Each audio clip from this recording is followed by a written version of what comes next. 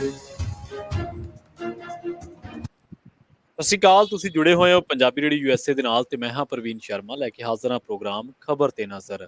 ਖਬਰ ਤੇ ਨਜ਼ਰ ਪ੍ਰੋਗਰਾਮ ਦੇ ਵਿੱਚ ਮੇਰੇ ਨਾਲ ਜੁੜ ਚੁੱਕੇ ਨੇ ਦੀਪਕ ਸ਼ਰਮਾ ਚਨਾਰਥਲ ਜੀ।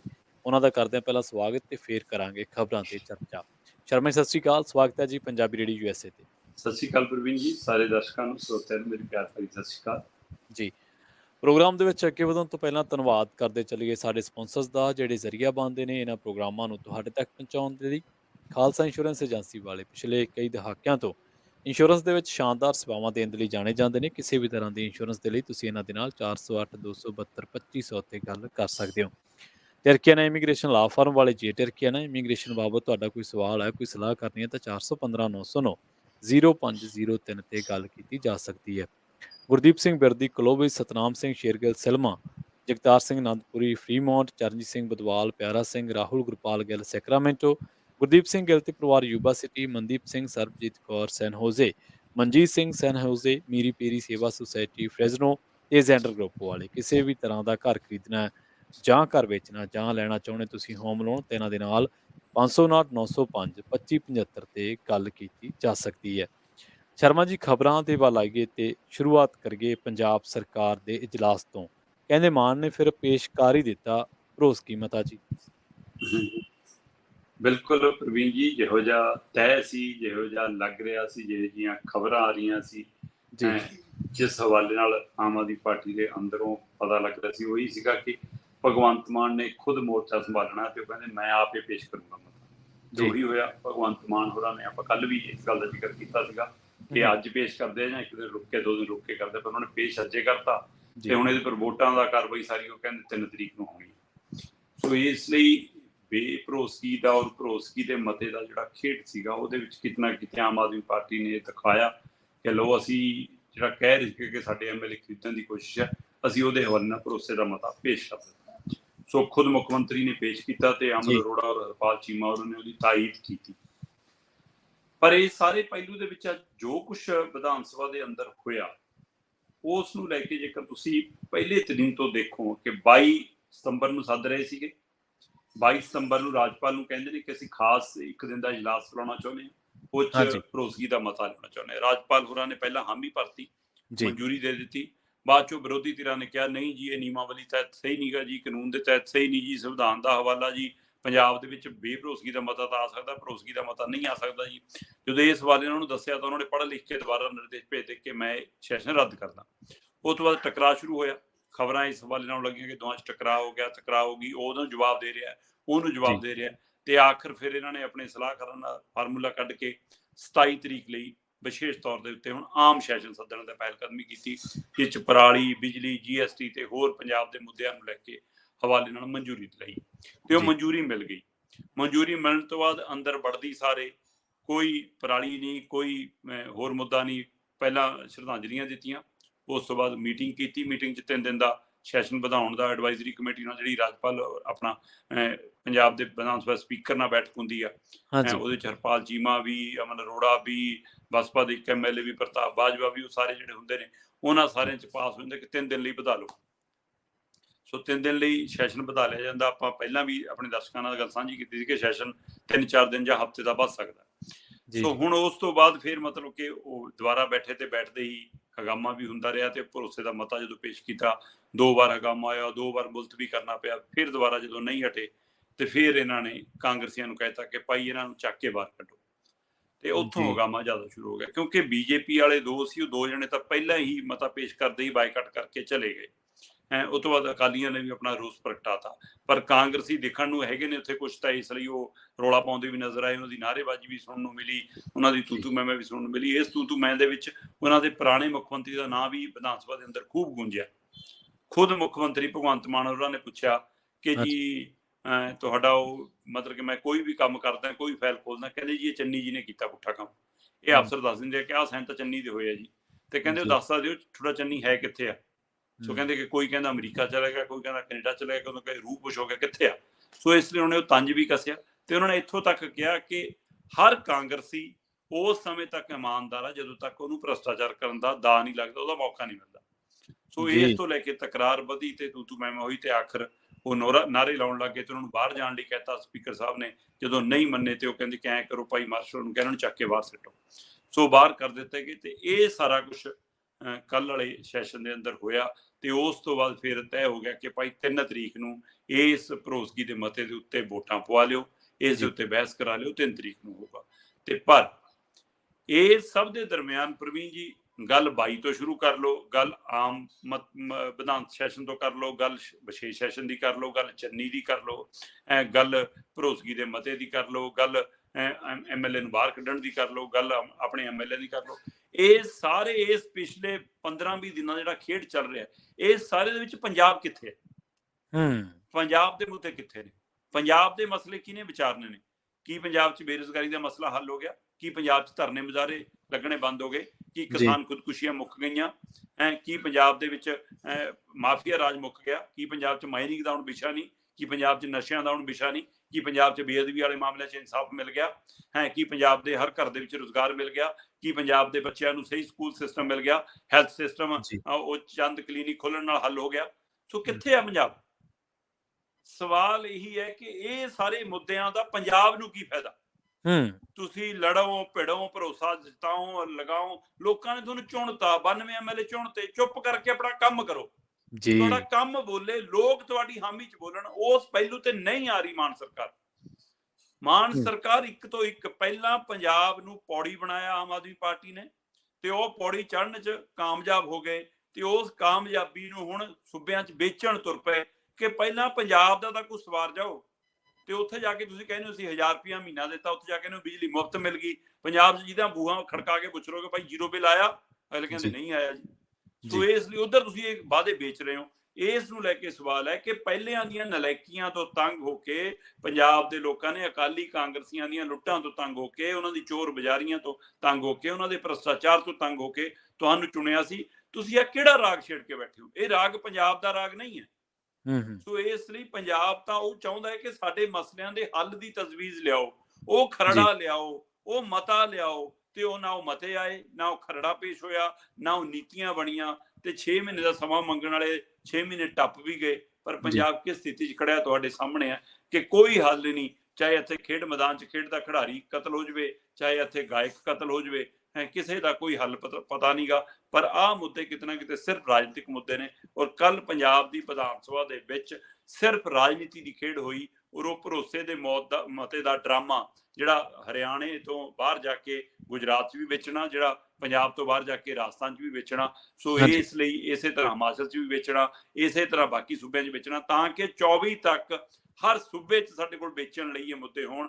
ਤੇ ਸਿਰਫ ਆਮ ਆਦਮੀ ਪੰਜਾਬ ਦਾ ਮਾਡਲ ਵੇਚ ਰਹੀ ਆ, ਪੰਜਾਬ ਦਾ ਇੱਕ ਦ੍ਰਿਸ਼ ਵੇਚ ਰਹੀ ਆ, ਜਦੋਂ ਕਿ ਪੰਜਾਬ ਦੇ ਮੁੱਦੇ ਤੇ ਚਰਚਾ ਬਿਲਕੁਲ ਬੰਦ ਹੈ। ਜੀ। ਅਗਲੀ ਖਬਰ ਦੇ ਵੱਲ ਵਧੀਏ ਸ਼ਰਮਾ ਜੀ, ਤੇ ਗੱਲ ਕਰੀਏ ਇਜਲਾਸ ਦੇ ਬਰਾਬਰ 2 ਹੋਰ ਇਜਲਾਸਾਂ ਦੀ। ਕਹਿੰਦੇ ਮਾਨ ਦੇ ਇਜਲਾਸ ਦੇ ਬਰਾਬਰ 2 ਹੋਰ ਇਜਲਾਸ ਹੋਏ ਆ ਜੀ। ਪ੍ਰਵੀਨ ਜੀ, ਜਦੋਂ ਸਾਰਾ ਹੀ ਨਟੰਕੀਬਾਜ਼ ਇਕੱਠੇ ਹੋ ਜਾਣ ਫਿਰ ਡਰਾਮੇ ਹੋਣਗੇ ਜੀ। ਸੋ ਇਹ ਬੀਜੇਪੀ ਕਾਂਗਰਸੀ ਤਾਂ ਉਹਨਾਂ ਨੂੰ ਬੜੇ ਵੀ ਆਮ ਆਦਮੀ ਪਾਰਟੀ ਦੇ MLA ਚੁਣੇ ਹੋਏ ਨਾਲੋਂ ਵੀ ਬੜੇ ਨਟੰਕੀਬਾਜ਼ ਨੇ, ਕਿਉਂਕਿ ਉਹਨਾਂ ਨੂੰ ਚਲਾਉਣ ਵਾਲਾ ਇੱਕੋ ਬੰਦਾ ਹੈ, ਅਰਵਿੰਦ ਕੇਜਰੀਵਾਲ। ਤੇ ਤਾਂ ਹਲੇ ਨਵੇਂ ਮੈਦਾਨ 'ਚ ਆਏ ਨੇ, ਨਵੇਂ ਸਿੱਖੀਏ ਨੇ। ਸੋ ਇਹਨਾਂ 'ਚੋਂ ਜ਼ਿਆਦਾਤਰ ਨੂੰ ਤਾਂ ਨਹੀਂ ਪਤਾ, ਉਹਨਾਂ ਨੂੰ ਜਿੰਨੀ ਸਕ੍ਰਿਪਟ ਦਿੱਤੀ ਜਾਂਦੀ ਹੈ ਉਨੀ ਬੋਲੀ ਬੋਲਦੇ ਨੇ। ਪਰ ਉਹ ਤਾਂ ਹੰਡੇ ਤਪੇ ਨੇ, ਚਾਹੇ ਉਹ ਮਾਫੀਆ ਰਾਜ ਵਾਲੇ ਮਾਮਲੇ ਹੋਣ, ਚਾਹੇ ਉਹ ਕੇਂਦਰ ਵਾਲੀਆਂ ਨੀਤੀਆਂ ਪਾਲਿਸੀਆਂ ਹੋਣ, ਚਾਹੇ ਰਾਜਨੀਤਿਕ ਮਸਲੇ ਹੋਣ। ਸੋ ਉਹ ਤਾਂ ਪੁਰਾਣੇ ਹੰਡੇ ਤਪੇ, ਉਹਨਾਂ ਨੂੰ ਪਤਾ ਕਿ ਹਾਂ ਕਿਵੇਂ ਧਿਆਨ ਡਿਵਰਟ ਕਰਨਾ। ਸੋ ਬੀਜੇਪੀ ਕਾਹਲੀ ਕਿਉਂ ਸੀ ਕੱਲ ਭੱਜਣ ਲਈ? ਕਿਉਂਕਿ 2 ਜਣੇ ਨੇ ਤੇ ਦੋਵਾਂ ਦੀ ਅੰਦਰ ਕਿਸੇ ਨੇ ਸੁਣਨੀ ਨਹੀਂ, ਕਿਸੇ ਨੇ ਦਿਖਾਉਣਾ ਨਹੀਂ, ਕਿਸੇ ਚਲਾਉਣਾ ਨਹੀਂ। ਉਹ ਲਾਈਵ ਕਰਕੇ ਵੀ ਤੁਹਾਡੀ ਨਜ਼ਰ ਨਹੀਂ ਆਉਣੀ ਸੀ ਕਿਤੇ। ਇਸ ਲਈ ਉਹ ਤਾਂ ਕਾਲੇ ਸੀ ਕਿ ਫਟਾਫਟ ਅਸੀਂ ਬਾਈਕਾਟ ਕਰੀਏ ਤੇ ਬਾਹਰ ਜਾਈਏ, ਕਿਉਂਕਿ ਬਾਹਰ ਵੱਡਾ ਮਜਬਾ ਲਾਇਆ ਸੀ। ਜਿਹੜੇ ਪੰਜਾਬ ਦੀ ਵਿਧਾਨ ਸਭਾ ਤੱਕ ਨਹੀਂ ਪਹੁੰਚ ਸਕੇ, ਜਿਹੜੇ ਨਹੀਂ ਜਿੱਤ ਸਕੇ, ਉਹ ਸਾਰੇ ਬਿਠਾਏ ਸੀ ਬਾਹਰ ਜੀ। ਤੇ ਉਸੇ ਤਰ੍ਹਾਂ ਦੀ ਉਹ ਕਾਂਗਰਸੀ ਬੀਜੇਪੀ ਦੀ ਸਾਂਝੀ ਵਿਧਾਨ ਸਭਾ ਲਾਈ ਗਈ ਜਨਤਾ ਦੀ ਵਿਧਾਨ ਸਭਾ ਦੇ ਨਾਂ ਦੇ ਉੱਤੇ। ਸੈਕਟਰ 37 ਦੇ ਵਿੱਚ ਭਾਰਤੀ ਜਨਤਾ ਪਾਰਟੀ ਦਾ ਪੰਜਾਬ ਦਾ ਦਫ਼ਤਰ ਹੈ, ਉਹਦੇ ਨਾਲ ਇਹ ਪੁਰਾਣਾ ਬੱਤਰਾ ਸਿਨੇਮਾ ਹੈ। ਤੇ ਉਹ ਬੱਤਰੇ ਸਿਨੇਮੇ ਦੀ ਪਾਰਕਿੰਗ ਖਾਸੀ ਖੁੱਲੀ ਆ, ਉੱਥੇ ਆਮ ਤੌਰ ਤੇ ਟੈਕਸੀਆਂ ਟੁਕਸੀਆਂ ਵਾਲੇ, ਕੁਲਚਿਆਂ ਵਾਲੇ ਖੜੇ ਰਹਿੰਦੇ ਆ। ਤੇ ਕੱਲ ਉਹਨਾਂ ਵਿਚਾਰਿਆਂ ਨੂੰ ਭਜਾਤਾ ਹੋਣਾ ਕਿ ਚਲੋ ਵੀ ਖਾਲੀ ਕਰੋ, ਹਾਂ ਅੱਜ ਸਾਡੀ ਵਾਰੀ, ਅਸੀਂ ਕੁਲਚੇ ਵੇਚਣੇ ਆ। ਸੋ ਇਸ ਲਈ ਰਾਜਨੀਤਿਕ ਕੁਲਚੇ ਕੱਲ ਉੱਥੇ ਵੇਚੇ ਗਏ। ਸੋ ਉੱਥੇ ਇਹ ਹਿਸਾਬ ਦਾ ਪੂਰਾ ਮੇਜ਼ ਲਾ ਕੇ ਸਾਬਕਾ ਸਪੀਕਰ, ਉਹ ਡਿਪਟੀ ਸਪੀਕਰ ਹੈ ਭੱਟੀ ਹੋਰਾਂ ਨੂੰ ਸਪੀਕਰ ਬਣਾ ਕੇ ਉਹ ਪੂਰਾ ਖੇਡ ਕੀਤਾ। ਤੇ ਮਤੇ ਪੇਸ਼ ਕਰ ਰਹੇ ਨੇ ਜੀ, ਕਦੇ ਅਸ਼ਵਨੀ ਸ਼ਰਮਾ ਜੀ, ਕਦੇ ਮਨੋਰੰਜਨ ਕਾਲੀਆ ਜੀ, ਕਦੇ ਰਾਜਕੁਮਾਰ ਬੇਰਕਾ ਜੀ, ਕਦੇ ਸੁਨੀਲ ਜਾਖੜ ਜੀ, ਕਦੇ ਗਰੇਵਾਲ ਜੀ। ਫਿਰ ਪੰਜਾਬ ਦੇ ਕਿਸਾਨਾਂ ਦਾ ਫਿਕਰ ਵੀ ਆਇਆ, ਪੰਜਾਬ 'ਚ ਭ੍ਰਿਸ਼ਟਾਚਾਰ ਦਾ ਫਿਕਰ ਵੀ ਆਇਆ, ਪੰਜਾਬ ਦੇ ਪਾਣੀਆਂ ਦੀ ਚਿੰਤਾ ਵੀ ਆਈ, ਪੰਜਾਬ ਦੇ ਮੁਨਾਫੇ ਦੀ ਚਿੰਤਾ ਵੀ ਆਈ, ਪੰਜਾਬ ਦੇ ਬੇਰੁਜ਼ਗਾਰਾਂ ਦੀ, ਸਾਰੇ ਮਤੇ ਆਏ। ਫਿਰ ਸਾਰੇ ਮਤੇ ਪ੍ਰਵਾਨ ਵੀ ਹੋ ਗਏ, ਪਾਸ ਵੀ ਹੋ ਗਏ।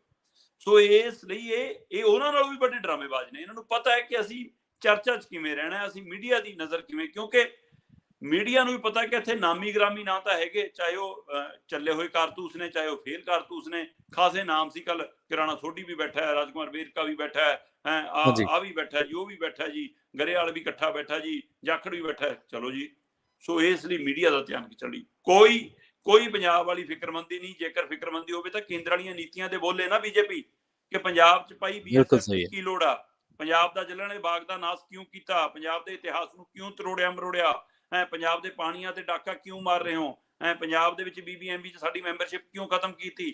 ਪੁੱਛਣ ਨਾ ਬੀਜੇਪੀ ਵਾਲੇ, ਪੰਜਾਬ BJP ਵਾਲੇ ਜੇ ਫਿਕਰ ਹੋਵੇ ਪੁੱਛਣ ਕਿ ਮੋਦੀ ਜੀ ਕਿਸਾਨ ਅੰਦੋਲਨ ਖਤਮ ਹੋਣ ਲੱਗੇ, ਤੁਸੀਂ ਜਿਹੜੀ ਚਿੱਠੀ ਲਿਖੀ ਸੀ ਉਹ 'ਚ ਕਿਹਾ ਸੀਗਾ ਕਿ MSP ਕਾਨੂੰਨੀ ਤੌਰ ਤੇ ਦੇਣ ਦੇ ਲਈ ਅਸੀਂ ਕਮੇਟੀ ਬਣਾਵਾਂਗੇ। ਕਿੱਥੇ ਆ ਉਹ ਕਮੇਟੀ, ਕਿੱਥੇ ਆ MSP?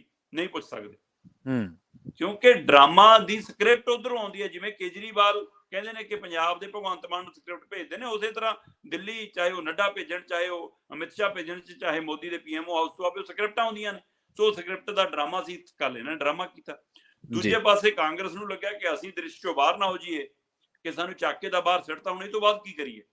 ਸੋ ਇਸ ਲਈ ਉਹ ਭੁੰਜੇ ਬੈਠ ਨਹੀਂ ਸਕਦੇ ਸੀ। ਪ੍ਰਤਾਪ ਬਾਜਵਾ ਹੋਰੀ, ਤ੍ਰਿੰਦਰ ਬਾਜਵਾ ਹੋਰੀ ਤੇ ਸੁਖਜਿੰਦਰ ਰੰਧਾਵਾ, ਤੇ ਚੱਲ ਮੁੰਡਾ ਚਾਹੇ ਨੌਜਵਾਨ ਆ ਪ੍ਰਧਾਨ, ਪਰ ਪ੍ਰਧਾਨਗੀ ਕਰਕੇ ਉਹਨੂੰ ਵੀ ਕੁਰਸੀ ਦੇਤੀ। ਤੇ ਰਾਜਾ ਵੜਿੰਗ ਵੀ, ਸੁਖਜਿੰਦਰ ਰੰਧਾਵਾ ਵੀ, ਪ੍ਰਤਾਪ ਬਾਜਵਾ ਵੀ ਤੇ ਤ੍ਰਿੰਦਰ ਬਾਜਵਾ ਵੀ, ਇਹ ਜੀ ਕੁਰਸੀਆਂ ਤੇ ਬਹਿ ਗਏ। ਤੇ ਬਾਕੀਆਂ ਨੇ, ਕਈਆਂ ਨੇ ਭੁੰਜੇ ਚੌਂਕੜੀਆਂ ਲਾਈਆਂ, ਕਈਆਂ ਨੂੰ ਲੱਗਿਆ ਕਿ ਨਹੀਂ ਯਾਰ ਚੰਗੇ ਨਹੀਂ ਲੱਗਦੇ ਭੁੰਜੇ ਖੜੇ, ਉਹ ਪਿੱਛੇ ਬੈਠਦੇ, ਉਹ ਪਿੱਛੇ ਖੜੇ ਹੋ ਗਏ ਕੁਰਸੀਆਂ ਦੇ। ਚਲੋ ਜੀ, ਕਹਿੰਦੇ ਜੀ ਸਾਡਾ ਆਪਣਾ ਸੈਸ਼ਨ ਹੈ, ਉਹ ਆਪਣਾ ਸੈਸ਼ਨ ਚਲਾਇਆ। ਸੋ ਇਸ ਲਈ ਇਹ ਪੈਰਲਲ ਦੋ ਸੈਸ਼ਨ ਤੇ ਅੰਦਰ ਵਾਲਾ ਸੈਸ਼ਨ, ਤਿੰਨੇ ਸੈਸ਼ਨਾਂ 'ਚ ਕੋਈ ਫਰਕ ਨਹੀਂ ਸੀ। ਸਵੈ ਨਟੰਕੀਬਾਜ਼ੀ ਤੋਂ, ਸਵੈ ਆਪਣੇ ਆਪਣੀ ਰਾਜਨੀਤਿਕ ਚਮਕਾਉਣ ਤੋਂ, ਸਵੈ ਆਪਣੇ ਆਪ ਨੂੰ ਫਰੇਮ 'ਚ ਲਿਆਉਣ ਤੋਂ, ਸਵੈ ਆਪਣੇ ਆਪ ਨੂੰ ਮੀਡੀਆ ਦੇ ਵਿੱਚ ਦਿਖਾਉਣ ਤੋਂ। ਪੰਜਾਬ ਦੀ ਨਾ ਇਹਨਾਂ ਨੂੰ ਪਹਿਲਾਂ ਫਿਕਰ ਸੀ, ਨਾ ਹੁਣ ਫਿਕਰ ਹੈ। ਸਿਰਫ ਤੇ ਸਿਰਫ ਆਪਣੀ ਪਾਰਟੀ ਦੀ, ਆਪਣੀ ਚਿਹਰੇ ਦੀ, ਆਪਣੀ ਰਾਜਨੀਤੀ ਦੀ ਫਿਕਰ ਹੈ। ਪੰਜਾਬ ਦੇ ਮੁੱਦੇ ਤਿੰਨੇ ਤਰ੍ਹਾਂ ਦੀ ਵਿਧਾਨ ਸਭਾ ਜਿਹੜੀਆਂ, ਚਾਹੇ ਬਾਹਰ ਦੋ ਡੰਮੀ ਸੀਗੀਆਂ ਤੇ ਚਾਹੇ ਅੰਦਰ ਅਸਲ 'ਚ ਬੁਲਾਇਆ ਇਜਲਾਸ ਸੀ, ਤਿੰਨਾਂ 'ਚੋਂ ਪੰਜਾਬ ਮੰਨਫੀ ਸੀਗਾ। ਜੀ।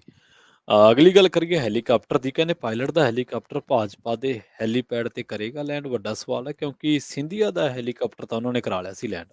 ਜੀ, ਉਸ ਦਿਨ ਜਦੋਂ ਸਿੰਧੀਆ ਦਾ ਲੈਂਡ ਹੋਇਆ ਜਹਾਜ਼ ਤੇ ਹੈਲੀਕਾਪਟਰ ਕਹਿ ਲਓ ਸੀ, ਉਸ ਦਿਨ ਸਚਿਨ ਪਾਇਲਟ ਦੀ ਵੀ ਤਿਆਰੀ ਹੋ ਗਈ ਸੀ। ਸੋ ਉਹ ਮੌਸਮ ਖਰਾਬੀ ਕਹਿ ਲਓ ਕਿ ਹਾਂ ਧੁੰਦ ਵੱਧ ਆ ਗਈ ਤੇ ਲੈਂਡ ਨਹੀਂ ਕਰ ਸਕਿਆ। ਸੋ ਹੁਣ ਉਹ ਧੁੰਦ ਛਡਾਉਣ ਦੇ ਲਈ ਅੱਜ ਕੱਲ ਉਹ ਚੀਨ 'ਚ ਨਾ ਇੱਕ ਬੰਬ ਰੱਖੇ ਹੁੰਦੇ ਨੇ, ਈਵਨ ਆਪਣੀ 에ਅਰਪੋਰਟ ਤੇ ਵੀ ਕਈ ਵਾਰ ਚਲਾਉਂਦੇ ਹੁੰਦੇ ਨੇ ਕਿ ਹਾਂ ਪੰਛੀ ਉੱਡ ਜਾਣ, ਧੂਆਂ ਭਰੇ ਹੋ ਜਾਵੇ, ਹੈ ਨਾ। ਤੋ ਇਹ ਜਿਹਾ ਕੁਝ ਮੈਨੂੰ ਲੱਗਦਾ ਪ੍ਰਬੰਧ ਕੀਤਾ ਜਾ ਰਿਹਾ ਕਿ ਭਾਈ ਸਚਿਨ ਪਾਇਲਟ ਦਾ ਜਹਾਜ਼ ਨੂੰ ਉਤਾਰ ਲਿਆ ਜਾਵੇ, ਕਿਉਂਕਿ ਉਧਰ ਉਹ ਇਹ ਵੀ ਸੋਚਦੇ ਜੇ ਲੋੜ ਪਈ ਗਲੋਤ ਵਾਲਾ ਭਰਿਆ ਹੋਇਆ ਜਹਾਜ਼ ਵੀ ਲਾ ਲਾਂਗੇ।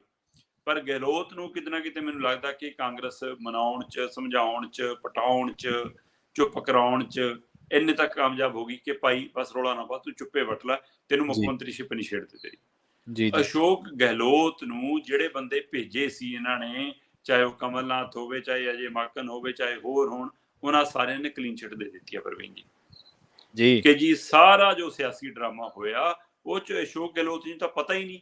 ਇਹ ਤਾਂ MLA ਨੇ ਕੀਤਾ, ਉਹਨਾਂ ਦੇ ਮੰਤਰੀਆਂ ਨੇ ਕੀਤਾ, ਤੇ ਉਹਨਾਂ 'ਚੋਂ 2-3 ਮੰਤਰੀਆਂ ਨੂੰ ਕਾਰਨ ਦੱਸੋ ਨੋਟਿਸ ਜਾਰੀ ਕਰਤਾ ਕਿ ਅਨੁਸ਼ਾਸਨ ਭੰਗ ਕੀਤਾ ਜੀ ਪਾਰਟੀ ਦਾ। ਉਹ ਦੋਨੇ ਤਿੰਨੇ ਬੰਦੇ ਉਹ ਨੇ ਜਿਹੜੇ ਅਸ਼ੋਕ ਗਹਿਲੋਤ ਦੇ ਖਾਸ ਨੇ, ਜਿਹੜੇ ਉਹਨੂੰ ਪੁੱਛੇ ਬਿਨਾਂ ਛਿੱਕ ਵੀ ਨਹੀਂ ਮਾਰਦੇ। ਸੋ ਇਸ ਲਈ ਇਹ ਸਾਰਿਆਂ ਨੂੰ ਪਤਾ ਕਿ ਉਹਦੇ ਪਿੱਛੇ ਕੀ ਸੀ, ਸਿਰਫ ਇਸ ਲਈ ਕਿ ਅਸ਼ੋਕ ਗਹਿਲੋਤ ਕਿਤੇ ਨਾਰਾਜ਼ ਹੋ ਕੇ MLAਆਂ ਦੀ ਭਰੀ ਹੋਈ ਬੱਸ ਲੈ ਕੇ ਕਿਸੇ ਹੋਰ ਪਾਸੇ ਨਾ ਚਲੇ ਜਾਣ, ਤੇ ਇਸ ਲਈ ਇਹ ਨਾ ਹੋਵੇ ਕਿ ਪਾਇਲਟ ਹੀ ਰਹਿ ਜਾਵੇ ਤੇ ਜਹਾਜ਼ ਕੋਈ ਹੋਰ ਉਡਾ ਕੇ ਲੈ ਜਾਵੇ ਕਾਂਗਰਸੀਆਂ ਦਾ, ਤੇ ਹੋਰ ਕਿਤੇ ਉਹ ਭਾਜਪਾ ਦੇ ਉੱਥੇ ਲੈਂਡ ਕਰ ਜਾਵੇ। ਇਸ ਲਈ ਅਸ਼ੋਕ ਗਹਿਲੋਤ ਨੂੰ ਮਨਾ ਲਿਆ ਗਿਆ ਤੇ ਉਹਨੇ ਆਪਣੀ ਸ਼ਕਤੀ ਦਾ ਕੇਂਦਰ ਵੀ ਦਿਖਾ ਦਿੱਤਾ ਕਿ ਦੇਖੋ ਮੇਰੇ ਕੋਲ ਰਾਜਸਥਾਨ ਦੇ ਵਿੱਚ ਸਰਕਾਰ ਡੇਗਣ ਲਈ ਵੀ, ਉਹ ਸਰਕਾਰ ਬਣਾ ਕੇ ਰੱਖਣ ਲਈ ਵੀ ਦਮ ਹੈਗਾ, ਤੇ ਇੱਧਰ ਪ੍ਰਧਾਨਗੀ ਲਈ ਤੁਸੀਂ ਸੋਚ ਲਓ। ਪਰ ਪ੍ਰਧਾਨਗੀ ਲਈ ਦਾਅਵੇਦਾਰਾਂ ਦੀ ਗਿਣਤੀ ਵੱਧਦੀ ਜਾ ਰਹੀ ਹੈ ਆਪਣਾ ਪ੍ਰਵੀਨ ਜੀ। ਪਵਨ ਬਾਂਸਲ ਵੀ ਫਾਰਮ ਲਿਆਏ ਨੇ ਹੁਣ ਜੀ। ਅੱਛਾ, ਪਵਨ ਬਾਂਸਲ ਚੰਡੀਗੜ੍ਹ ਤੋਂ ਮੈਂਬਰ ਪਾਰਲੀਮੈਂਟ ਰਹੇ ਨੇ, ਕੇਂਦਰ ਦੇ ਵਿੱਚ ਮੰਤਰੀ ਰਹੇ ਨੇ, ਮਨਮੋਹਨ ਸਿੰਘ ਸਰਕਾਰ ਦੇ ਵਿੱਚ ਦੂਏ ਨੰਬਰ ਦਾ ਅਹੁਦਾ ਰੱਖਦੇ ਨੇ, ਤੇ ਕਹਿੰਦੇ ਕਿ ਗਾਂਧੀ ਪਰਿਵਾਰ ਦੇ ਭਰੋਸੇਯੋਗ ਚੋਂ ਮੰਨੇ ਜਾਂਦੇ ਨੇ। ਕਾਸੇ ਵਿਵਾਦਾਂ 'ਚ ਵੀ ਆ ਗਏ ਸੀ, ਭਤੀਜੇ ਭਾਣਜੇ ਕਰਕੇ ਭ੍ਰਿਸ਼ਟਾਚਾਰ ਦੇ ਮਾਮਲੇ 'ਚ ਵੀ ਆ ਗਏ ਸੀ, ਬੱਕਰਾ ਦਾਨ ਦੂਨ ਕਰਨ ਵਾਲੀਆਂ ਵੀਡੀਓ 'ਚ ਵੀ ਚਰਚਾ 'ਚ ਆ ਗਏ ਸੀ, ਕਾਫੀ ਕੁਝ ਵਿਵਾਦ ਰਿਹਾ ਪਵਨ ਬਾਂਸਲ ਦਾ। ਪਰ ਪਵਨ ਬਾਂਸਲ ਕਾਂਗਰਸ ਦੇ ਹਾਈ ਕਮਾਂਡ ਜਾਂ ਗਾਂਧੀ ਪਰਿਵਾਰ ਦੀ ਗੁੱਡ ਬੁੱਕ 'ਚ ਹਮੇਸ਼ਾ ਰਹੇ। ਸੋ ਅਚਾਨਕ ਉਹਨਾਂ ਦਾ ਫਾਰਮ ਲਿਆਉਣਾ ਹੁਣ ਚਰਚਾ ਦਾ ਵਿਸ਼ਾ। ਕੁਝ ਮੀਡੀਆ ਕਰਮੀਆਂ ਨੇ ਜਦੋਂ ਪਹੁੰਚ ਕੀਤੀ ਕਹਿੰਦੇ ਨਹੀਂ ਮੈਂ ਤਾਂ ਲਿਆ ਸੀ, ਕਈ ਵਾਰ ਕੋਈ ਫਾਰਮ ਗਲਤ ਗੁਲਤ ਹੋ ਜਾਂਦਾ ਕਿਸ ਦਾ ਖਰਾਬ ਹੋ ਜਾਵੇ। ਸੋ ਪਰ ਇਹ ਕਹਿੰਦੇ ਡੈਲੀਗੇਟ ਮੈਂਬਰਾਂ 'ਚ ਜ਼ਰੂਰ ਹੋਣਗੇ, ਇਹ ਤਾਂ ਚਰਚਾ ਹੈਗੀ ਆ। ਪਰ ਡੈਲੀਗੇਟ ਮੈਂਬਰਾਂ ਦੇ ਨਾਲ ਪ੍ਰਧਾਨਗੀ ਦਾ ਫਾਰਮ ਕੀ ਭਰਨਗੇ ਜਾਂ ਨਹੀਂ, ਕਿ ਇਹ ਵੀ ਮੰਨਿਆ ਜਾ ਸਕਦਾ ਕਿ ਇਹ ਵੀ ਪ੍ਰਧਾਨਗੀ ਦੌੜ 'ਚ ਹੋ ਸਕਦੇ ਨੇ, ਹਾਈ ਕਮਾਂਡ ਵੱਲੋਂ ਇਹ ਵੀ ਦਾਅਵੇਦਾਰ ਹੋ ਸਕਦੇ ਨੇ, ਇਹਦੇ ਪਿੱਛੇ ਵੀ ਕੋਈ ਰਾਜਨੀਤੀ ਹੋ ਸਕਦੀ ਹੈ। ਸੋ ਇਸ ਲਈ ਉਧਰ ਦਾਅਵੇਦਾਰੀ ਵੱਧ ਵੀ ਰਹੀ ਆ, ਤੇ ਉਧਰ ਅਸ਼ੋਕ ਗਹਿਲੋਤ ਹੋਰਾਂ ਨੂੰ ਦਮ ਵੀ ਭਰਾਇਆ ਜਾ ਰਿਹਾ ਕਿ ਨਹੀਂ ਕੋਈ ਨਾ, ਤੁਹਾਡੀ ਸਹਿਮਤੀ ਨਾਲ ਹੀ ਕਰਾਂਗੇ, ਜੇ ਤੁਸੀਂ ਮੁੱਖ ਮੰਤਰੀ ਨਾਲ ਮੁੱਖ ਮੰਤਰੀ ਰਹੋ, ਜੇ ਪ੍ਰਧਾਨਗੀ ਚ ਆਉਣਾ ਪ੍ਰਧਾਨਗੀ ਚ ਰਹੋ। ਪਰ ਸਵਾਲ ਇਹ ਹੈ ਕਿ ਇਹ ਸਾਰੇ ਪ੍ਰਧਾਨਗੀ ਦੇ ਮਸਲੇ ਦੇ ਵਿੱਚ ਸਚਿਨ ਪਾਇਲਟ ਦਾ ਕੀ ਬਣੇਗਾ। ਸਚਿਨ ਪਾਇਲਟ ਜਿਹੜੇ ਪਿਛਲੀ ਵਾਰ ਵੀ ਮੁੱਖ ਮੰਤਰੀ ਵਾਲੀ ਅਚਕਨ ਸਵਾ ਚੁੱਕੇ ਸੀ, ਤੇ ਉਹਨਾਂ ਨੇ ਫੋਟੋਗ੍ਰਾਫਰ ਨਾਲ ਪੱਕਾ ਕਰ ਲਿਆ ਸੀਗਾ ਕਿ ਭਾਈ ਫ੍ਰੀਲਾਂਸ ਫੋਟੋਆਂ ਖਿੱਚੀ ਜਾਣੀਆਂ ਤੜ ਉਹਦੇ ਵਿੱਚੋਂ ਪਤਾ ਨਹੀਂ ਕਿਹੜੀ ਵੱਡੀ ਕਰਾਉਣੀ ਪੈ ਜਾਵੇ। ਤੇ ਉਹ ਸਾਰਾ ਪ੍ਰੋਗਰਾਮ ਮਿਥਿਆ ਪਿਛਲੀ ਵਾਰ ਖਤਮ ਹੋ ਗਿਆ ਸੀ। ਉਹਨਾਂ ਨੇ ਫੇਰ ਕੋੜਾ ਘੁੱਟ ਭਰਿਆ, ਚੁੱਪ ਰਹੇ। ਰਾਜਨੀਤੀ ਦੇ ਵਿੱਚ ਕਈ ਵਾਰ ਲੰਮਾ ਸਮਾਂ ਇੰਤਜ਼ਾਰ ਵੀ ਕਰਨਾ ਪੈ ਜਾਂਦਾ ਹੈ, ਤੱਤਾ ਖਾਣ ਵਾਲੇ ਕਈ ਵਾਰ ਗਲਤੀ ਵੀ ਖਾ ਜਾਂਦੇ ਨੇ। ਸੋ ਇਸ ਲਈ ਉਹਨਾਂ ਨੇ ਉਹ ਸਿਆਣਪ ਉਸ ਸਮੇਂ ਦਿਖਾਈ। ਪਰ ਕੀ ਉਹ ਸਿਆਣਪ ਹੁਣ ਵੀ ਬਰਕਰਾਰ ਰਹੇਗੀ, ਜਾਂ ਉਹ ਸ਼ੈਨ ਸ਼ਕਤੀ ਹੁਣ ਵੀ ਹੋਏਗੀ ਕਿ ਦੂਜੀ ਵਾਰ ਜਿਹੜਾ ਉਹਨਾਂ ਨਾਲ ਖਤਾ ਹੋਈ ਜਾਂ ਧੋਖਾ ਹੋਇਆ, ਜਾਂ ਉਹ ਰਾਜਨੀਤਿਕ ਦਾ ਉਹਨਾਂ ਦਾ ਓਡਾ ਵੱਡਾ ਨਹੀਂ ਸੀਗਾ ਕਿ ਉਹ ਕੁਰਸੀ ਦੇ ਨੇੜੇ ਆ ਕੇ ਫਿਰ ਦੂਜੀ ਵਾਰ ਰਹਿ ਗਏ। ਸਪੀਕਰ ਸਾਹਿਬ ਦੇ ਕੰਨ ਦੇ ਵਿੱਚ ਇਹ ਗੱਲ ਕਹਿ ਦਿੱਤੀ ਗਈ ਸੀ ਕਿ 2 ਅਕਤੂਬਰ ਨੂੰ ਆਪਾਂ ਸਚਿਨ ਪਾਇਲਟ ਨੂੰ ਮੁੱਖ ਮੰਤਰੀ ਦੀ ਸਹੁੰ ਚੁਕਾਉਣੀ ਆ ਜੀ। ਸੋ ਉੱਥੇ ਰਾਜਸਥਾਨ ਦੇ ਸਪੀਕਰ ਕੋਲੇ ਕੰਨ 'ਚ ਗੱਲ ਇੱਕ ਕਾਂਗਰਸ ਹਾਈ ਕਮਾਂਡ ਦੇ ਵੀ ਨੇੜਲੇ ਔਰ ਸਚਿਨ ਪਾਇਲਟ ਦੇ ਖਾਸ ਰਾਜਸਥਾਨ ਦੇ ਲੀਡਰ ਨੇ ਕਹੀ ਸੀ ਜੀ। ਤੇ ਉਹ ਇਸ ਲਈ ਇਹਦਾ ਮਤਲਬ ਇਸ ਕਰਕੇ ਫਿਰ ਤੈਅ ਹੋ ਗਿਆ ਸੀ ਸਾਰਾ ਕੁਝ। ਪਰ ਉਹ ਸਾਰੀ ਜਾਣਕਾਰੀ ਨਾਲ ਦੀ ਨਾਲ ਗਹਿਲੋਤ ਖੇਮੇ ਨੂੰ ਵੀ ਸੀ, ਤੇ ਉਹਨਾਂ ਕੋਲ MLA ਦੀ ਗਿਣਤੀ ਵੀ ਵੱਧ ਸੀ, ਤੇ ਉਹਨਾਂ ਨੇ ਸਾਰੀ ਖੇਲ ਵਿਗਾੜਤੀ। ਸੋ ਅੱਜ ਕੱਲ ਸਚਿਨ ਪਾਇਲਟ ਦਿੱਲੀ ਨੇ, ਜਿਹੜੇ ਇੰਨੇ ਦਿਨਾਂ ਦੇ ਚੁੱਪ ਸੀ ਇਹ ਸਾਰੀ ਖੇਡ ਦੇ ਵਿੱਚ, ਉਹ ਅਸ਼ੋਕ ਗਹਿਲੋਤ ਨੂੰ ਕਲੀਨ ਚਿੱਟ ਮਿਲਦਿਆਂ ਹੀ ਦਿੱਲੀ ਪਹੁੰਚ ਗਏ। ਤੇ ਕੱਲ ਸਾਰਾ ਦਿਨ ਉਹ ਦਿੱਲੀ ਸੀ, ਅੱਜ ਵੀ ਸਵੇਰੇ ਪਤਾ ਲੱਗ ਰਿਹਾ ਕਿ ਅਜੇ ਦਿੱਲੀ ਨੇ। ਪਰ ਕੱਲ ਸਾਰਾ ਦਿਨ ਦਿੱਲੀ ਹੋਣ ਦੇ ਬਾਵਜੂਦ ਉਹਨਾਂ ਨੇ ਕਾਂਗਰਸੀ ਕਿਸੇ ਵੱਡੇ ਲੀਡਰ ਨਾਲ ਤਾਲਮੇਲ ਨਹੀਂ ਕੀਤਾ। ਕਾਂਗਰਸ ਹਾਈ ਕਮਾਂਡ ਸੋਨੀਆ ਗਾਂਧੀ, ਪ੍ਰਿਯੰਕਾ ਗਾਂਧੀ ਜਾਂ ਰਾਹੁਲ ਦੇ ਕਿਸੇ ਸਕੱਤਰ PA, ਕਿਉਂਕਿ ਰਾਹੁਲ ਹੋਣੀ ਤਾਂ ਚਲੋ ਬਾਹਰ ਗਏ ਹੋਏ ਨੇ ਯਾਤਰਾ ਤੇ, ਪਰ ਕਿਸੇ ਨਾਲ ਮੁਲਾਕਾਤ, ਸੋਨੀਆ ਗਾਂਧੀ ਨਾਲ ਮੁਲਾਕਾਤ ਦਾ ਸਮਾਂ ਨਹੀਂ ਮੰਗਿਆ, ਪ੍ਰਿਯੰਕਾ ਨਾਲ ਮੁਲਾਕਾਤ ਦਾ ਸਮਾਂ ਨਹੀਂ ਮੰਗਿਆ, ਅਜੇ ਮਾਕਨ ਜਾਂ ਹੋਰ ਕਿਸੇ ਨਾਲ ਸਮਾਂ ਨਹੀਂ ਮੰਗਿਆ। ਸੋ ਇਹਦੇ ਕੀ ਮਾਇਨੇ ਨੇ? ਦਿੱਲੀ ਜਾਣਾ ਔਰ ਚੁੱਪ ਕਰਕੇ ਬਹਿਣਾ, ਜਾਂ ਬੰਦ ਦਰਵਾਜ਼ਿਓਂ ਪਿਛਲੇ ਦਰਵਾਜ਼ਿਓਂ ਕਿਤੇ ਹੋਰ ਮੀਟਿੰਗਾਂ ਚੱਲ ਰਹੀਆਂ ਨੇ। ਜਿਹੜਾ ਸਵਾਲ ਤੁਸੀਂ ਕੀਤਾ ਕਿ ਇਹ ਉਸੇ ਸਵਾਲ ਦਾ ਇਹ ਜਵਾਬ ਹੋ ਸਕਦਾ ਕਿ ਹਾਂ ਸਚਿਨ ਪਾਇਲਟ ਦਾ ਹੈਲੀਕਾਪਟਰ ਕਿਸੇ ਭਾਜਪਾ ਦੇ ਹੈਲੀਪੈਡ ਤੇ ਲੈਂਡ ਤਾਂ ਨਹੀਂ ਕਰੇਗਾ। ਕਿ ਭਾਜਪਾ ਚਾਹੇ ਕਿ ਸਰਕਾਰ ਬਣਦੀ ਹੈ ਚਾਹੇ ਨਹੀਂ ਬਣਦੀ, ਪਰ ਇੱਕ ਬੰਦਾ ਤਾਂ ਤਕੜਾ ਤੋੜ ਲਈਏ, ਇੱਕ ਬੰਦਾ ਤਾਂ ਨਾਮੀ ਤੋੜ ਲਈਏ। ਸੋ ਕੀ ਉਸ ਨੂੰ ਕਹਿ ਸਕਦੇ ਕਿ ਆ ਜਾ ਇੱਧਰ ਭਾਈ। ਸੋ ਇਸ ਲਈ ਪਰ ਉੱਥੇ ਵੀ ਉਹਦੇ ਲਈ ਚੁਣੌਤੀ ਆ, ਉੱਥੇ ਵੀ ਬੀਬੀ ਸਿੰਧੀਆ ਬੈਠੀ ਆ। ਸੋ ਅਗਲੀ ਵਾਰ ਲਈ ਉਹ ਚੁਣੌਤੀ ਖੜੀ ਕਰੇਗੀ ਰਾਜਸਥਾਨ ਦੇ ਵਿੱਚ ਫਿਰ ਦੁਬਾਰਾ। ਸੋ ਇਸ ਲਈ ਇਹ ਵੀ ਸਚਿਨ ਪਾਇਲਟ ਨੇ ਸੋਚ ਕੇ ਜਾਣਾ ਕਿ ਮੈਂ ਉਹਦੀ ਸਹਿਮਤੀ ਨਾਲ ਜਾਣਾ, ਉਹਦੇ ਧਿਰ 'ਚ ਜਾਣਾ, ਕਿਤੇ ਇਹ ਨਾ ਹੋਵੇ ਕਿ ਇੱਕ ਅਸ਼ੋਕ ਗਹਿਲੋਤ ਛੱਡਿਆ ਤੇ ਦੂਆ ਅਸ਼ੋਕ ਗਹਿਲੋਤ ਫਿਰ ਮੇਰੇ ਮੂਹਰੇ ਚੁਣੌਤੀ ਬਣ ਕੇ ਖੜਾ ਹੋਵੇ। ਇਸ ਲਈ ਸਚਿਨ ਪਾਇਲਟ ਹੁਣ ਇਹ ਸਾਰੀ ਰਣਨੀਤੀ ਨੂੰ ਸੋਚ ਕੇ ਹੀ ਫੈਸਲਾ ਲੈਣਗੇ ਕਿ ਹੁਣੇ ਮੁੱਖ ਮੰਤਰੀ ਬਣਨਾ ਜਾਂ ਅਗਲੀ ਵਾਰ ਲਈ ਦਾ ਖੇਡਣਾ, ਤੇ ਅਗਲੀ ਵਾਰ ਵਾਲਾ ਦਾ ਮੇਰਾ ਇੱਧਰ ਚੱਲਣਾ ਕਿ ਉੱਧਰ ਚੱਲਣਾ। ਇਹ ਦੋਵਾਂ 'ਚ ਉਹਨਾਂ ਨੇ ਫੈਸਲਾ ਲੈਣਾ। ਇਸ ਲਈ ਉੱਥੇ ਕਹਿੰਦੇ ਕਿ ਉਹ ਆਪਣੇ ਸਲਾਹਕਾਰਾਂ ਨਾਲ, ਨੀਤੀ ਘੜਾਂ ਨਾਲ ਸਲਾਹ ਵੀ ਕਰ ਰਹੇ ਨੇ, ਔਰ BJP ਦੇ ਤਾਲਮੇਲ 'ਚ ਵੀ ਨੇ, BJP ਦੇ ਸੰਪਰਕ 'ਚ ਵੀ ਨੇ। ਦੇਖੋ ਇੱਕ ਗੱਲ ਤਾਂ ਮੰਨਣ ਵਾਲੀ ਹੈ ਕਿ ਦੇਖੋ ਜਿਹੜੇ ਅਸ਼ੋਕ ਗਹਿਲੋਤ ਨੇ ਉਹ ਤਾਂ ਅੱਧੀ ਸਦੀ ਦੇ ਪੁਰਾਣੇ ਲੀਡਰ ਆ ਕਾਂਗਰਸ ਦੇ ਵਿੱਚ, ਪਰ ਸਚਿਨ ਪਾਇਲਟ ਨੇ ਆਪਦੇ ਬਲਬੂਤੇ ਤੇ ਹਾਸਲ ਕੀਤਾ ਕਾਂਗਰਸ ਨੂੰ। ਰਾਜਸਥਾਨ ਕਾਂਗਰਸ ਦੇ ਵਿੱਚ ਜੋ ਮੁਕਾਮ ਹੈ ਪਾਇਲਟ ਦਾ ਆਪਦੇ ਬਲਬੂਤੇ ਤੇ ਹੈ। ਹਾਂਜੀ ਬਿਲਕੁਲ। ਸੋ ਦੇਖਦੇ ਹਾਂ ਇਹ ਪਾਇਲਟ ਸਾਹਿਬ ਕਦੋਂ ਜਹਾਜ਼ ਜਿਹੜਾ ਉਹ ਕਾਂਗਰਸ ਵਾਲੇ ਪਾਸੇ ਲੈਂਡ ਕਰਦੇ ਆ ਜਾਂ BJP ਵਾਲੇ ਪਾਸੇ। ਪਰ ਸਬਰ ਦਾ ਘੁੱਟ ਚੰਗਾ ਹੀ ਭਰਿਆ ਸੀ। ਪਿਛਲੀ ਵਾਰੀ ਰਾਹੁਲ ਤੇ ਪ੍ਰਿਯੰਕਾ ਗਾਂਧੀ ਨੇ ਮਨਾ ਲਿਆ ਸੀ, ਨਹੀਂ ਤਾਂ ਕਹਾਣੀ ਵਿਗੜ ਗਈ ਸੀ ਜੀ। ਆਪਾਂ ਅਗਲੀ ਖਬਰ ਦੇ ਵੱਲ ਵਧੀਏ ਸ਼ਰਮਾ ਜੀ, ਤੇ ਗੱਲ ਕਰੀਏ ਮੋਦੀ ਦੀ ਕੈਬਨਿਟ ਦੀ। ਮੋਦੀ ਦੀ ਕੈਬਨਿਟ ਦੇ ਵਿੱਚ ਇੱਕ ਵਾਰ ਫੇਰ ਬਦਲ ਦੀਆਂ ਤਿਆਰੀਆਂ ਨੇ, ਤੇ ਲੋਕ ਤੰਜ਼ ਕਰ ਰਹੇ ਸ਼ਰਮਾ ਜੀ ਵੀ ਇਹ ਜਿਹੜੀਆਂ ਤਿਆਰੀਆਂ ਨੇ ਸ਼ਾਇਦ ਉਸ ਹਿਸਾਬ ਨਾਲ ਹੀ ਹੈ, ਕਿਉਂਕਿ ਹੁਣ ਜਿਹੜੇ ਰਾਜਾਂ 'ਚ ਚੋਣਾਂ ਉੱਥੋਂ ਫੇਰ ਕੈਬਨਿਟ ਮੰਤਰੀ ਚੱਕ ਲਏ ਜਾਣਗੇ, ਜਾਂ ਜਿਹੜੇ ਰਾਜ ਮੰਤਰੀ ਬਣਾਏ ਜਾਂਦੇ ਨੇ ਉਹ ਲਏ ਜਾਣਗੇ ਜੀ। ਬਿਲਕੁਲ ਪ੍ਰਵੀਨ ਜੀ, ਜਿਹੜੀ ਤੁਸੀਂ ਵੋਟਾਂ ਦੀ ਗੱਲ ਕੀਤੀ ਹੈ, ਸਾਰਾ ਕੁਝ ਵੋਟਾਂ ਦੇ ਹਵਾਲੇ ਨਾਲ ਹੁੰਦਾ। ਪਿਛਲੇ ਕਿੰਨੇ ਦਿਨਾਂ ਦਾ ਭਾਰਤ ਦੇ ਵਿੱਚ ਇਸ ਗੱਲ ਨੂੰ ਲੈ ਕੇ ਸਵਾਲ ਖੜਾ ਕਿ ਕੱਚੇ ਤੇਲ ਦੀਆਂ ਕੀਮਤਾਂ ਲਗਾਤਾਰ ਘਟ ਰਹੀਆਂ ਨੇ, ਪਰ ਲੋਕਾਂ ਨੂੰ ਰਾਹਤ ਕਿਉਂ ਨਹੀਂ? ਤੇ ਹਾਂਜੀ ਹੁਣ ਬਿਲਕੁਲ। ਮੈਨੂੰ ਪਤਾ ਲੱਗ ਰਿਹਾ ਕਿ ਅਕਤੂਬਰ ਦੇ ਪਹਿਲੇ ਹਫ਼ਤੇ ਚੰਗੀ ਰਾਹਤ ਮਿਲ ਸਕਦੀ ਆ। ਗੈਸ ਸਿਲੰਡਰ ਵੀ ਸਸਤਾ ਹੋ ਸਕਦਾ ਹਾਂਜੀ ਹੈ, ਉਹ ਘਰੇਲੂ ਵੀ ਤੇ ਕਮਰਸ਼ੀਅਲ ਵੀ, ਤੇ ਇਸੇ ਤਰ੍ਹਾਂ ਪੈਟਰੋਲ ਡੀਜ਼ਲ ਦੇ ਰੇਟ 'ਚ ਵੀ ਕਮੀ ਆ ਸਕਦੀ ਹੈ ਕੁਝ, ਕਿਉਂਕਿ ਅਕਤੂਬਰ ਚੜ੍ਹਦਿਆਂ ਹੀ ਚੋਣਾਂ ਦਾ ਵੀ ਐਲਾਨ ਹੋ ਜਾਣਾ, ਖਾਸ ਕਰ ਗੁਜਰਾਤ ਦਾ ਔਰ ਹਿਮਾਚਲ ਦਾ। ਸੋ ਹਾਂਜੀ ਇਸ ਲਈ ਉਸ ਨੂੰ ਧਿਆਨ 'ਚ ਰੱਖਦਿਆਂ ਹੋ ਸਕਦਾ ਕਿ ਪੂਰੇ ਦੇਸ਼ ਵਾਸੀਆਂ ਨੂੰ ਤੇਲ 'ਚ ਰਾਹਤ ਮਿਲ ਜਾਵੇ। ਇਸੇ ਤਰ੍ਹਾਂ ਦੀ ਰਣਨੀਤੀ ਇਹਨਾਂ ਦੀ ਲੀਡਰਾਂ ਨੂੰ ਲੈ ਕੇ, ਪਾਰਟੀ ਨੂੰ ਲੈ ਕੇ ਵੀ ਹੁੰਦੀ ਆ, ਔਰ ਉਹਦੇ ਵਿੱਚ ਵੀ ਇਹ ਹੁੰਦਾ ਕਿ ਕਿਹੜੀ ਬਰਾਦਰੀ ਨੂੰ ਫਾਇਦਾ ਦੇਣਾ, ਕਿਹੜੇ ਭਾਈਚਾਰੇ ਨੂੰ ਫਾਇਦਾ ਦੇਣਾ, ਕਿਹੜੀ ਜਾਤ ਨੂੰ ਫਾਇਦਾ ਦੇਣਾ, ਕਿਹੜੀ ਧਰਮ ਨੂੰ ਫਾਇਦਾ ਦੇਣਾ। ਔਰ ਉਹ ਧਰਮ, ਜਾਤ, ਫਿਰਕੇ ਨੂੰ ਕੋਈ ਫਾਇਦਾ ਨਹੀਂ ਹੁੰਦਾ, ਬਸ ਉਹਨਾਂ ਦੇ ਨਾਮ ਦੀ ਤਖਤੀ ਲੱਗਦੀ ਹੈ ਕਿ ਤੁਹਾਡੀ ਧਰਮ ਜਾਤ ਨਾਲ ਸੰਬੰਧਿਤ ਆਹ ਲੀਡਰ ਅਸੀਂ ਜੀ ਮੰਤਰੀ ਬਣਾਤਾ, ਆਹ ਲੀਡਰ ਨੂੰ ਅਸੀਂ ਆਹ ਅਹੁਦਾ ਦੇਤਾ, ਆਹ ਵਿਅਕਤੀ ਨੂੰ ਅਸੀਂ ਆਹ ਥਾਂ ਦੇਤੀ। ਸੋ ਉਸ ਭਾਈਚਾਰੇ ਚੋਂ ਜਿਹੜਾ ਪਹੁੰਚ ਹੀ ਮੰਤਰੀ ਅਹੁਦੇ ਤੱਕ ਗਿਆ, ਜਿਹੜਾ ਸੁੱਖ ਸਹੂਲਤਾਂ ਮਾਣ ਰਿਹਾ, ਉਸ ਇੱਕ ਸਿਖਰ ਦੀ ਲੇਅਰ 'ਚ ਆ ਗਿਆ, ਫਿਰ ਉਹ ਕਿੱਥੇ ਜਾਤ ਧਰਮ ਦੇ ਹਾਣ ਦਾ ਰਹਿੰਦਾ, ਸਾਰਿਆਂ ਨੂੰ ਪਤਾ ਹੈ। ਫਿਰ ਉਹ ਕਿਹੜੀ ਉਹਨਾਂ ਦੀ ਇੱਕ ਵੱਖਰੀ ਉਹ ਬਰਾਦਰੀ ਹੈ ਤਾਂ ਲੀਡਰਾਂ ਦੀ, ਜਿਹੜੀ ਆਪਾਂ ਸਾਰੇ ਜਾਣਦੇ ਹਾਂ ਕਿ ਫਿਰ ਮਸੇਰੇ ਭਰਾ ਬਣ ਜਾਂਦੇ ਆ ਸਾਰੇ। ਸੋ ਇਸ ਲਈ ਇਹ ਵੀ ਇੱਕ ਲੋਕਾਂ ਨਾਲ ਧੋਖਾ ਹੁੰਦਾ ਕਿ ਹਾਂ ਤੁਹਾਡੇ ਭਾਈਚਾਰੇ ਦਾ ਮੁੱਖ ਮੰਤਰੀ, ਤੁਹਾਡੇ ਭਾਈਚਾਰੇ ਦਾ ਮੰਤਰੀ। ਸੋ ਇਹ ਸਾਰੀ ਕਵਾਇਦ ਨੂੰ ਵੀ ਧਿਆਨ ਰੱਖਿਆ ਜਾਂਦਾ, ਔਰ ਇਸ ਗੱਲ ਦੀ ਭਾਜਪਾ ਤਾਂ ਜ਼ਿਆਦਾ ਮਹਾਰਤ ਰੱਖਦੀ ਹੈ। ਭਾਜਪਾ ਲੜਾਉਣ 'ਚ ਵੀ, ਪੜਾਉਣ 'ਚ ਵੀ, ਟਕਰਾਉਣ 'ਚ ਵੀ, ਧਰਮ ਜਾਤ ਦੇ ਲੀਡਰਾਂ ਦੇ ਨਾਂ ਦੇ ਉੱਤੇ ਰਾਜਨੀਤੀ ਵੇਚਣ ਦੇ ਵਿੱਚ ਵੀ ਮਹਾਰਤ ਉਹਨਾਂ ਕੋਲ। ਸੋ ਉਸ ਮਹਾਰਤ ਦੇ ਮੁਖੀ ਨਰਿੰਦਰ ਮੋਦੀ ਜੀ ਨੇ ਅੱਜ ਆਪਣੇ ਘਰੇ ਬੈਠਕ ਬੁਲਾਈ ਹੈ, ਮੰਤਰੀ ਮੰਡਲ ਦੀ ਗੈਰ ਰਸਮੀ ਬੈਠਕ ਹੈ ਇੱਕ ਤਰ੍ਹਾਂ ਨਾਲ, ਤੇ ਪਰ ਬੁਲਾਈ ਆਫੀਸ਼ੀਅਲੀ ਤੌਰ ਤੇ ਹੀ ਹੈ, ਅਧਿਕਾਰੀਆਂ ਵੱਲੋਂ ਹੀ ਹਦਾਇਤ ਕਰਕੇ ਕਿਹਾ ਗਿਆ ਕਿ ਆ ਜਾਓ ਸਾਰੇ ਘਰੇ। ਸੋ ਇਹਦੇ ਵਿੱਚ ਜਿਹੜੀ ਰਣਨੀਤੀ ਬਣੀ ਹੈ ਪ੍ਰਵੀਨ ਜੀ, ਉਹ ਇਹ ਬਣੀ ਆ ਕਿ ਜਿਹੜੇ ਮਤਲਬ ਕਿ ਚਾਹੇ ਉਹ ਰਾਜ ਮੰਤਰੀ ਨੇ, ਕਿਸੇ ਮਿਨਿਸਟਰ ਦੇ ਅਧੀਨ ਕੰਮ ਕਰਦੇ ਨੇ, ਚਾਹੇ ਹੈ ਰਾਜ ਮੰਤਰੀ ਮੰਗੇ ਨੇ ਪਰ ਇੰਡੀਪੈਂਡੈਂਟ ਨੇ, ਮਤਲਬ ਉਹਨਾਂ ਦੇ ਉੱਪਰ ਕੋਈ ਮੰਤਰੀ ਨਹੀਂਗਾ, ਸੁਤੰਤਰ ਵਿਭਾਗ ਦਿੱਤਾ ਹੋਇਆ ਜਿਨ੍ਹਾਂ ਨੂੰ, ਹੈ ਨਾ।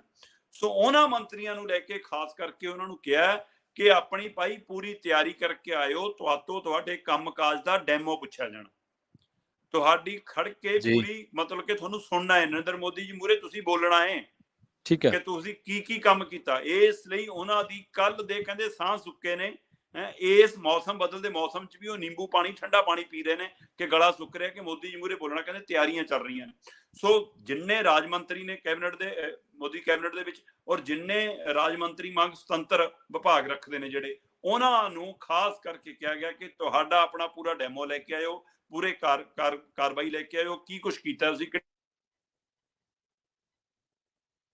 ਲੈ ਕੇ ਆਇਓ। ਇਸ ਹਵਾਲੇ ਨਾਲ ਉਹ ਮੀਟਿੰਗ ਅੱਜ ਘਰੇ ਬੁਲਾਈ ਹੈ, ਤੇ ਪਤਾ ਇਹ ਲੱਗਿਆ ਪ੍ਰਵੀਨ ਜੀ ਕਿ ਉਹ ਮੀਟਿੰਗ ਲਗਭਗ ਦੁਪਹਿਰ ਤੋਂ ਪਹਿਲਾਂ ਤੱਕ ਨਿਬੜ ਜਾਣੀ ਆ। ਅੱਛਾ। ਤੇ ਉਹ ਮਤਲਬ ਕਿ ਤੜਕੇ ਸਾਜਰੇ ਹੀ ਕਹਿ ਦਿੱਤਾ ਗਿਆ, ਸ਼ਾਇਦ 9, 9:30 ਵਜੇ ਸਾਰਿਆਂ ਨੂੰ ਪਹੁੰਚਣ ਦੀ ਹਦਾਇਤ ਹੈ, ਤੇ 10 ਤੋਂ 1, 1:30 ਵਜੇ ਤੱਕ ਉਹ ਸਾਰੀ ਮੰਤਰੀਆਂ ਨੂੰ ਸੁਣ ਲੈਣਾ, ਤੇ ਸੁਣਨ ਤੋਂ ਬਾਅਦ ਰਾਤ ਨੂੰ ਫਿਰ ਰੋਟੀ ਦਾ ਸੱਦਾ ਦਿੱਤਾ ਉਹਨਾਂ ਨੂੰ ਜੀ ਆਪਣੇ ਘਰੇ ਕਿ ਮੇਰੇ ਹੀ ਘਰੇ ਰਾਤ ਨੂੰ ਰੋਟੀ ਤੇ ਆਇਓ, ਤੇ ਰੋਟੀ ਦੇ ਉੱਤੇ ਫਿਰ ਉਹ ਸਮੀਖਿਆ ਰਿਪੋਰਟ ਉਹਨਾਂ ਦੀ ਸਾਰੀ ਸੁਣਨ ਤੋਂ ਬਾਅਦ ਮੋਦੀ ਜੀ ਫੈਸਲਾ ਸੁਣਾਉਣਗੇ ਕਿ ਕਿਹੜਾ ਵਿਭਾਗ ਨਿਕੰਮਾ ਰਿਹਾ, ਕਿਹੜੇ ਵਿਭਾਗ ਦੀ ਕਾਰਗੁਜ਼ਾਰੀ ਵਧੀਆ ਰਹੀ, ਕਿਹਦੀ ਤਰੱਕੀ ਹੋਣੀ ਆ, ਕਿਹਦੇ ਪਰ ਕੁਤਰੇ ਜਾਣੇ ਨੇ। ਇਹ ਸਾਰਾ ਫੈਸਲਾ ਫਿਰ ਰਾਤ ਵਾਲੀ ਰੋਟੀ ਤੇ ਹੋਣਾ, ਤੇ ਉਸ ਸਮੇਂ ਇਹ ਸੰਭਾਵਨਾ ਹੈ ਕਿ ਉਸ ਸਮੇਂ ਸੰਕੇਤ ਸਾਹਮਣੇ ਆਉਣ ਕਿ ਭਾਈ ਚਾਹੇ ਹਿਮਾਚਲ ਨੂੰ ਧਿਆਨ 'ਚ ਰੱਖ ਕੇ, ਚਾਹੇ ਗੁਜਰਾਤ ਨੂੰ ਧਿਆਨ 'ਚ ਰੱਖ ਕੇ, ਚਾਹੇ 2024 ਨੂੰ ਧਿਆਨ 'ਚ ਰੱਖ ਕੇ, ਚਾਹੇ ਹੋਰ ਫਿਰਕਾ ਜਾਤ ਧਰਮ ਨੂੰ ਧਿਆਨ 'ਚ ਰੱਖ ਕੇ, ਕੁਝ ਮੰਤਰੀਆਂ ਦੇ ਵਿਭਾਗ ਬਦਲੇ ਜਾ ਸਕਦੇ ਨੇ, ਕੁਝ ਮੰਤਰੀਆਂ ਨੂੰ ਤਰੱਕੀ ਦਿੱਤੀ ਜਾ ਸਕਦੀ ਆ, ਕੁਝ ਮੰਤਰੀਆਂ ਦੇ ਪਰ ਕੁਤਰੇ ਜਾ ਸਕਦੇ ਨੇ। ਇਹ ਸਾਰਾ ਕੁਝ ਰਾਤ ਦੀ ਰੋਟੀ ਤੇ ਹੋਊਗਾ।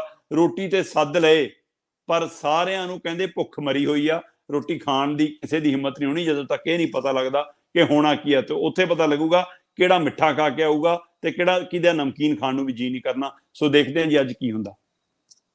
ਹਾਂਜੀ ਬਿਲਕੁਲ ਦੇਖਦੇ ਹਾਂ ਕੀ ਹੁੰਦਾ, ਪਰ ਇੱਥੇ ਤਾਂ ਮੋਦੀ ਸਾਹਿਬ ਦੀ ਕੈਬਨਿਟ ਦੇ ਤਾਂ ਹਾਲ ਇਹ ਰਿਹਾ ਕਿ ਲਖੀਮਪੁਰ ਖੀਰੀ ਦੇ ਵਿੱਚ ਜਦੋਂ ਅਜੇ ਮਿਸ਼ਰਾ ਟੈਨੀ ਦੇ ਮੁੰਡੇ ਨੇ ਕਿਸਾਨ ਦਰੜ ਕੇ ਮਾਰਤੇ ਸੀ ਸ਼ਰਮਾ ਜੀ, ਤੇ ਉਹਨੂੰ ਕੈਬਨਿਟ ਚੋਂ ਨਹੀਂ ਲਾਇਆ ਗਿਆ ਸੀ, ਰਾਜ ਮੰਤਰੀ ਸੀਗਾ ਉਹਦੇ ਕੋਲੇ। ਹਾਂਜੀ, ਉਹਨੂੰ ਕੈਬਨਿਟ ਹਜੇ ਤੱਕ ਨਹੀਂ ਹਟਾ ਸਕੇ, ਹਜੇ ਤੱਕ ਨਹੀਂ। ਉਹ ਤਾਂ ਕੋਰਟ ਦੇ ਵਿੱਚ ਕਿੰਨਾ ਕੁ ਸਾਹਮਣੇ ਆ ਗਿਆ ਕਿ ਜੀਪ ਉਹਦੀ, ਗੋਲੀ ਉਹਦੀ, ਬੰਦੇ ਉਹਦੇ, ਉਹ ਖੁਦ ਮੌਜੂਦ ਉੱਥੇ, ਉਹਦੇ ਪਿਓ ਦੀਆਂ ਵੀਡੀਓ, ਉਹਦੀਆਂ ਵੀਡੀਓ, ਕਿਵੇਂ ਕਿਸਾਨਾਂ ਲਈ ਬੋਲਦੇ ਨੇ, ਹੁਣ ਵੀ ਕੀ ਕੁਝ ਬੋਲਦੇ ਨੇ ਕਿਸਾਨਾਂ ਲਈ ਉਹਦੇ ਬਾਵਜੂਦ। ਜੀ ਬਿਲਕੁਲ ਬਿਲਕੁਲ ਬਿਲਕੁਲ, ਇੱਥੋਂ ਸਾਫ਼ ਪਤਾ ਕਿ ਸਿਰਫ ਆਪਣੀ ਰਾਜਨੀਤੀ ਲਈ ਨੇ, ਲੋਕਾਂ ਲਈ ਨਹੀਂ ਹੈਗੇ, ਲੋਕਾਂ ਲਈ ਨਹੀਂ ਹੈਗੇ। ਆਪਾਂ ਅਗਲੀ ਖਬਰ ਦੇ ਵੱਲ ਵਧੀਏ ਸ਼ਰਮਾ ਜੀ ਤੇ ਗੱਲ ਕਰੀਏ ਪਰਾਲੀ ਦੇ ਮਸਲੇ ਤੇ। ਸਰਕਾਰ ਨੇ ਹੁਣ ਫੇਰ ਯੂ ਟਰਨ ਮਾਰਿਆ ਜੀ ਪਰਾਲੀ ਦੇ ਮਸਲੇ ਨੂੰ ਲੈ ਕੇ। ਪ੍ਰਵੀਨ ਜੀ, ਜੇਕਰ ਤਾਂ ਸਰਕਾਰ ਸੱਚਮੁੱਚ ਸਰਕਾਰ ਆ, ਫਿਰ ਤਾਂ ਆਪਣੇ ਕਿਸੇ ਫੈਸਲੇ ਤੇ ਖੜੇ। ਗਲਤ ਜੀ। ਫੈਸਲੇ ਲੈਂਦੀ ਆ, ਠੀਕ ਫੈਸਲੇ ਲੈਂਦੀ ਆ, ਇਹ ਪਹਿਲਾਂ ਲੈਣ ਤੋਂ ਫੈਸਲਾ ਲੈਣ ਤੋਂ ਪਹਿਲਾਂ ਸੋਚਣਾ ਚਾਹੀਦਾ ਕਿ ਅਸੀਂ ਕਿੱਧਰ ਨੂੰ ਜਾ ਰਹੇ। ਕਿੰਨੇ ਹੀ ਫੈਸਲੇ ਇਹਨਾਂ ਤੇ ਯੂ ਟਰਨ ਹੋਇਆ, ਮਤਲਬ ਕਿ ਲਿਸਟ ਲੰਬੀ ਹੋ ਜਾਂਦੀ ਹੈ, ਦਿਨ ਘੱਟ ਨੇ, ਮੈਨੂੰ ਲੱਗਦਾ ਫੈਸਲਿਆਂ ਦੇ ਯੂ ਟਰਨ ਵੱਧ ਨੇ। ਜੀ ਜੀ। ਸੋ ਉਹੀ ਸਥਿਤੀ ਹੁਣ ਫੇਰ ਬਣੀ ਆ। ਪਰਾਲੀ ਸੜਨੀ ਨਹੀਂ ਚਾਹੀਦੀ, ਅਸੀਂ ਇਸ ਦੇ ਬਿਲਕੁਲ ਹੱਕ 'ਚ ਨਹੀਂ ਹੈਗੇ ਕਿ ਪਰਾਲੀ ਨੂੰ ਅੱਗ ਲੱਗੇ। ਪਰਾਲੀ ਨਾਲ ਵਾਤਾਵਰਨ ਜਿਹੜਾ ਖਰਾਬ ਹੁੰਦਾ, ਪਰ ਜਿਹੜੇ ਕਿਸਾਨ ਦੇ ਖੇਤ 'ਚ ਅੱਗ ਲੱਗਦੀ ਆ, ਉਹਦੇ ਜਵਾਕ, ਉਹਦੇ ਪਿੰਡ, ਉਹਦੇ ਮਹੱਲੇ ਤੱਕ ਅਸਰ ਪਹਿਲਾਂ ਜਾਂਦਾ, ਬਾਕੀਆਂ ਤੱਕ ਤਾਂ ਬਾਅਦ ਚੋਂ ਜਾਣਾ। ਜਿਹੜਾ ਅੱਗ ਲਾਉਣ ਆ ਰਿਹਾ, ਉਹਦੀਆਂ ਅੱਖਾਂ, ਉਹਦਾ ਗਲਾ, ਉਹਦੇ ਫੇਫੜੇ ਪਹਿਲਾਂ ਨੇ ਮੂਹਰੇ। ਸੋ ਕਿਹੜੇ ਹਾਲਾਤ 'ਚ ਅੱਗ ਲੱਗਦੀ ਆ, ਇਸ ਦਾ ਮਸਲੇ ਦਾ ਹੱਲ ਹੁਣ ਤੱਕ ਕਿਉਂ ਕਿਸੇ ਸਰਕਾਰ ਨੇ ਕੱਢਣ ਦੀ ਕੋਸ਼ਿਸ਼ ਨਹੀਂ ਕੀਤੀ, ਇਹ ਸਵਾਲ ਖੜਾ ਜੀ।